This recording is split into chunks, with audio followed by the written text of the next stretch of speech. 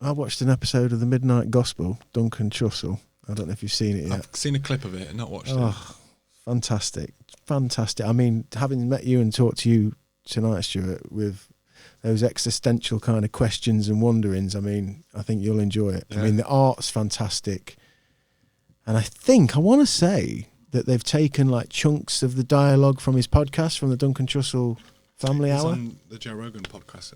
He goes on there a bit, yeah. But his podcast, I don't know how aware of Duncan you are, but I think you'd really enjoy him. He's very, very spiritually inclined and very deep, has very meaningful questions and a beautiful lexicon and an ability to communicate ideas.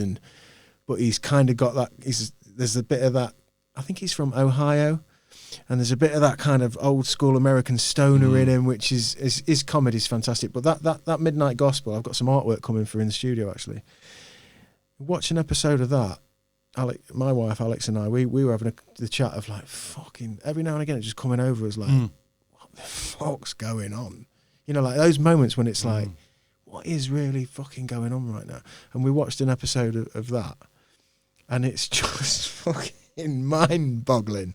He puts his head in the vaginal, transporter where he shoots off to a different planet. I think that might have been the clip that I saw. And he just, like, simulator is, and he just picks an avatar and he goes to a place. But I want to say that they're taking chunks from his podcast, which is kind of like the main dialogue of when he gets somewhere, and the animation and this whole kind of play out is happening around this long kind of dialogue. And then they've dressed it with, I want to say that, I might be wrong, we'll have to check that, I don't know, Aidan. But what a powerful show. I mean, for these kinds of questions and this kind, and if you're, psychedelically inclined, and the art and the ideas that he's posing, like life and death and meaning and connection and stuff. I think just from listening to the way you've described it then is, so he is at some point and he chooses an avatar to enter into a certain reality. Yes. I think there's a massive metaphor in that one. Not even necessarily a metaphor, like, that kind of, there's consciousness and then enters a being. And you are that consciousness, and every avatar he enters, he's also all of them, but ultimately he's the consciousness. You've nailed it, Stu. I think you're going to love. I think you're going to love this show. And it's beautiful as well from an artist's point of view.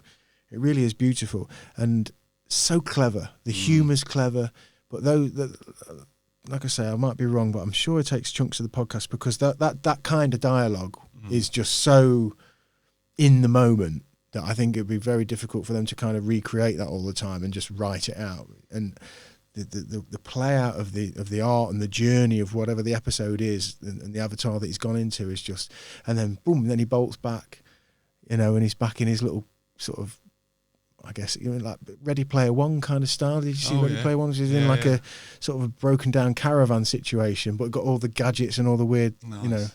And it's I've just really like super psychedelic cartoon. Oh. Like, what's that?